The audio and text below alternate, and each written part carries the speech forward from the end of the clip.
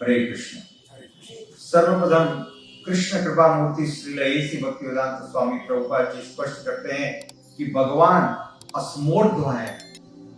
असमूर्ध्व का अर्थ होता है यानी कोई भी भगवान के बराबर नहीं है, कोई भी भगवान से ऊपर नहीं। No one is equal to the lord, no one is greater than the lord, the lord is incomparable. भगवान असमूर्ध्व है, उनका किसी से तुलना किया ही नहीं जा सकता है, नो कंपैरिजन। क्योंकि भगवान में अचिंत्य गुण है। कोई वस्तु यदि बाहर है तो वो वस्तु अंदर नहीं हो सकती, परंतु भगवान बाहर भी है और अंदर भी है। कितनी विपरीत बात है। भगवान बाहर भी है और भगवान अंदर भी है। और जीवात्मा, प्रत्येक जीवात्मा भगवान के समान गुणों वाला है, because he is a part and parcel of the Supreme Lord. The part will have the same qualities as the whole. Krishna कृपा मूर्ति श्रील ऐसी भक्तिवेदांत स्वामी प्रभुपाद जी ने एक उदाहरण दिया, जैसे एक सोने की खान से आप सोना निकालो, तो उस खान से जो आप सोना निकालोगे, उस सोने से आप कितनी तरह के जेवर बना लो, नाना प्रकार की वस्तुएं बना लो, सारे सोने की संरचना एक जैसी होगी। राइट? यस। उसी प्रकार से चूंकि भगवान से सारे जीवात्मा निकले हैं, इसलिए सारे जीवात्मा भगवान के समान गुणों वाले हैं। भगवान आनंदमय है, तो फिर हम क्यों दुखों का अनुभव करते हैं? यह एक प्रश्न का विषय है। हम भी आनंदमय होना चाहिए। वास्तविक रूप से जीव भी आनंदमय है, परंतु इस भौतिक सृष्टि के संपर्क में आने के कारण प्रदूषण आ जाता है और उस आनंद का ये अनुभव नहीं कर पाता। That is because of the pollution, because of the contamination of the mind. तो इस प्रदूषण को दूर करने की आवश्यकता है।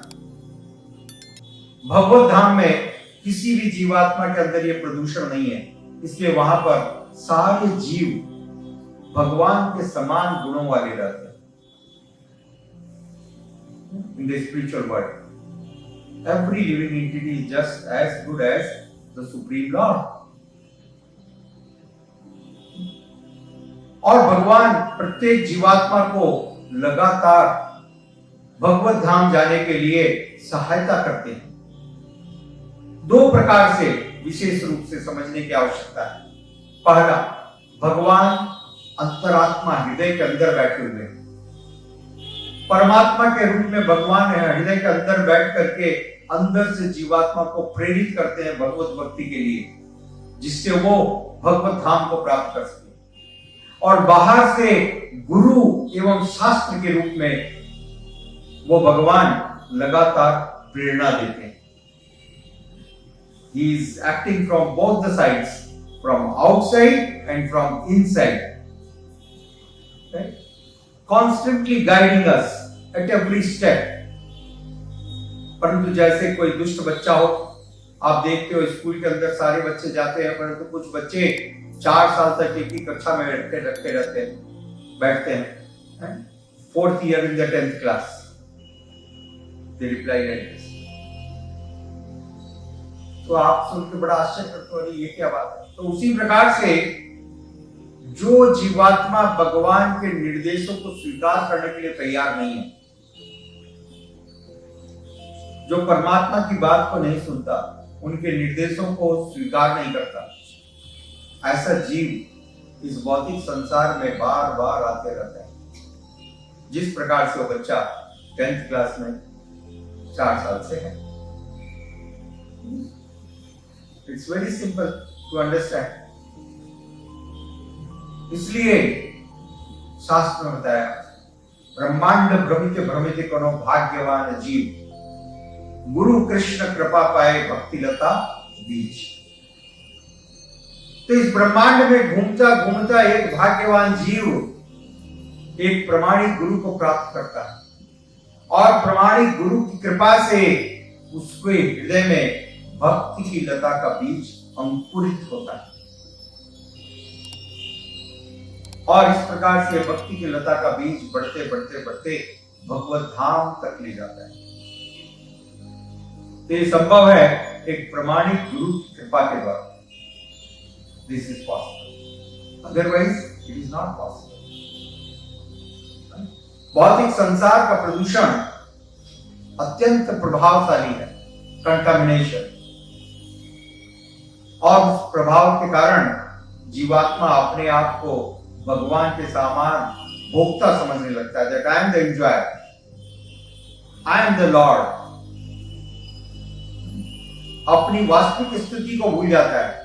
जीवात्मा की वास्तविक स्थिति है भगवान के सेवक के रूप में, परंतु वो अपने सेवक के स्वभाव को भूल करके भोक्ता या स्वामी के रूप का अनुगमन करने लगता है।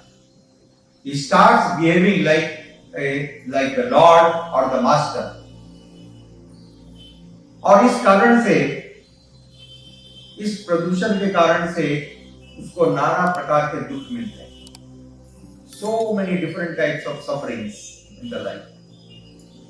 जिस प्रकार से जेल में कैदी को नाना प्रकार से यातना दी जाती है, so many different type of punishments, but the purpose of all the punishments is to rectify, right?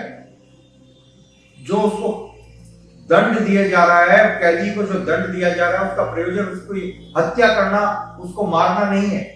उसका प्रयोजन उसको सुधारना है, राइट? उसका प्रयोजन उसको सुधारना है। जैसे मां कभी कभी बच्चे को दंड देती है, पिटाई करती है, तो मां उस बच्चे की शत्रु नहीं है, मां को उससे कोई दुश्मनी नहीं है, परंतु कभी कभी ये दंड देना पड़ता है, शासन करना पड़ता है, शिक्षण प्रदान करना पड़ता है, क्योंकि इसकी आवश्यकता है। बिना उसके वो बच्चा समझने के लिए तैयार नहीं है। तो इस प्रकार से जब हम भगवान से विद्रोह करते हैं और भगवान के प्रति समर्पित करने के लिए तैयार नहीं होते हैं, तब इस संसार की, भौतिक संसार की जो माया शक्ति है, जो दुर्गा के द्वारा संचालित है, अभी कुछ दिनों पहले ही दुर्गा पूजा समाप्त हुई। कृष्ण कृपा मूर्ति श्रील एसी भक्तिवेदांत स्वामी प्रभुपाद जी ने बताया, ये भौतिक संसार एक दुर्ग है। ये भौतिक संसार एक दुर्ग है। दुर्ग का मतलब होता है किला। दुर्ग का मतलब किला।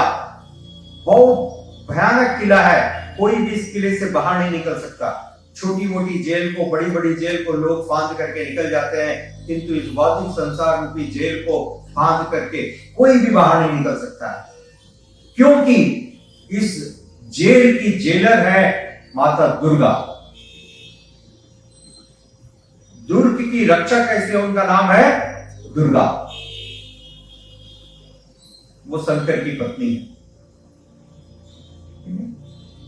तो ये किला दुर्गा के द्वारा रक्षित है और इसमें ऐसे जीवों को प्रताड़ना दी जाती है, दंड दिया जाता है, कष्ट दिया जाता है, जो भगवान से विद्रोह कर रहे हैं। और इस शिक्षण के द्वारा दुर्गा उनको इस बात की चेतावनी देती है, इस बात को समझाना चाहती है, याद करवाना चाहती है फिर से कि हमारा स्वभाव भगवान की सेवा का है, हम भगवान के प्रति समर्पित हो जाएं और भगवान की सेवा को सहर्ष स्वीकार कर लें। बस जैसे ही कोई जीवात्मा इसको स्वीकार करता है, उसके सभी प्रकार के कष्ट समाप्त होने लगते हैं। वो वास्तविक आनंद का अनुभव करने लगता है, real Joy and happiness, unlimited Joy, क्योंकि भगवान आनंदमय है। आनंदमय अभ्यासार्थ, भगवान आनंदमय। यह भौतिक संसार निरानंदमय है, परंतु भगवान चिन्मय संसार, भगवत धाम सब कुछ आनंदमय है। उस संसार का स्वभाव है आनंदमय। Everyone is blissful, happy always. ठीक है, दुख का कोई प्रश्न ही नहीं। इसलिए श्री नारद मुनि महाराज युधिष्ठिर को ये शिक्षा दे रहे हैं। जब युधिष्ठिर महाराज दुखी हो गए इस बात को देख करके कि उनके चाचा और उनके ताऊ विदुर महाराज और धृतराष्ट्र राजमहल छोड़ करके चले गए हैं, तो नाना प्रकार से चिंतित थे और दुखी थे उनकी कुशलता को लेकर के। तब नारद मुनि ने उपदेश दिया, इन बातों से आप भ्रमित होकर के दुखी मत हो, भगवान की तरफ सदैव अपना ध्यान रखो। We should always be focused on the Supreme Lord. जीवन में कई सारी घटनाएं आएंगी, दुर्घटनाएं भी आएंगी, परंतु इनके द्वारा भ्रमित मत होइए। अपने उद्देश्य के प्रति सदैव सचेत रहना चाहिए। Always be conscious about our real purpose in the life. और जीवन का मुख्य प्रयोजन है भगवत भक्ति। मनुष्य जीवन का मुख्य प्रयोजन है भगवान श्री कृष्ण की भक्ति। कल भी हमने चर्चा की, भोजन करना, सोना, बच्चे करना, रक्षा करना प्रत्येक प्राणी करता है। छोटा से छोटा, बड़ा से बड़ा प्राणी भी ये काम करता है। तो यदि यही काम आप और हम करते हैं तो इसमें कोई भी अंतर नहीं हुआ, कार्य दोनों के समान है। परंतु श्री प्रभुपाद जी ने बताया एक चपरासी का काम और एक प्रधानमंत्री का काम अलग अलग होता है। यदि काम दोनों का एक है तो दोनों एक स्तर पे हुए, राइट? यस। तो मनुष्य होने का आपको जो गर्व है वो गर्व तभी पूर्ण होगा जब हमारे कार्य और इन सब प्राणियों से, इन सब जीवात्माओं से अलग हो, भिन्न हो। We act differently. We act differently. वो differently है भगवत भक्ति। भगवत भक्ति संपन्न करके हम अपने इस मनुष्य जीवन को सार्थक और पूर्ण कर सकते हैं, भगवान को प्राप्त कर सकते हैं, आध्यात्मिक लोक को, जहां पर सदैव आनंदमय रहेंगे, जहां पर किसी भी प्रकार का दुख नहीं है। ये दुख सिर्फ भौतिक संसार की देन है। मैटर, स्पिरिट एंड मैटर दो चीजें हैं, आत्म और अनात्म। आत्म यानी शाश्वत, आत्मा शाश्वत है और जो भौतिक संसार है वो क्षणिक है, टेम्पररी है, राइट? ये भौतिक संसार की सारी वस्तुएं अपना रूप बदलती हैं, स्वभाव बदलती हैं। They always keep on changing. ऋतुएं बदल रही हैं, समय बदल रहा है, शरीर बदल रहा है, सब कुछ बदल रहा है। कुछ भी एक जैसा नहीं है, क्योंकि ये प्रकृति का स्वभाव है। तो भौतिक संसार हर क्षण बदलते रहता है, परंतु आध्यात्मिक जगत चिन्मय है। It is eternal, it is always fresh, it is always, although it is the oldest, but it is always fresh. ये फिर से अचिंत्य है। इस भौतिक संसार में हमको इन बातों का अनुभव नहीं है, इसलिए जल्दी से कोई व्यक्ति समझ नहीं पाता और भ्रमित हो जाते हैं। परंतु भगवान चिन्मय है और आध्यात्मिक जगत शाश्वत है, आनंदमय है। उस आनंदमय जगत को हम सब भगवत भक्ति के द्वारा सरलता के साथ प्राप्त कर सकते हैं और हमेशा शाश्वत सुखमय जीवन का लाभ ले सकते हैं। हरे कृष्णा, धन्यवाद।